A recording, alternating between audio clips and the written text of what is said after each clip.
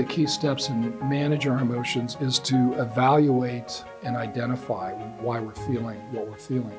And one of the simple acrostics we teach is just a way to start developing this discipline, something we call the READ acrostic. If you want to be better at self-awareness and self-engagement, self-management, learn to read your emotions, R-E-A-D. First step is to recognize and to actually name the emotion. What am I feeling right now? I'm feeling anxious. I'm feeling bitter. I'm feeling angry. I'm feeling threatened. And just the naming of emotion engages the rest of the brain. So you're not responding just emotionally. By naming it, you have to use the other parts of your brain because your language skills are located up in the neocortex. So what it does, it brings your whole brain together so you're acting with the entire mind. And that's how God designed us to be, not acting on one part or the other.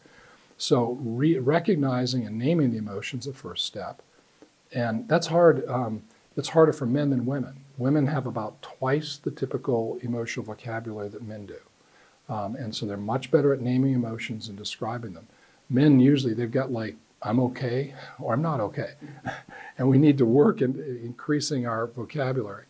The second step in READ is to evaluate the emotion. Why do I feel this way? I'm going into an evaluation of my job and I'm feeling anxious. Why? Well, I think my boss doesn't like me and he wants to get rid of me. So you start thinking, what's going on? What's going on inside of me? Third step is to anticipate the consequences of following the emotion.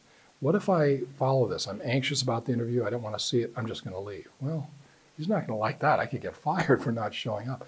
So to really sort of run the story out of ways when you've got that emotion is to say, okay, what if I give into this and I follow it?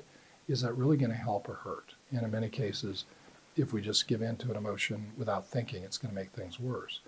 The final step in READ, D, is to direct the emotion in a constructive direction. So it's recognizing it, evaluating the source, anticipating the consequences, and then say, now how do I take this emotion and move it in a proper direction?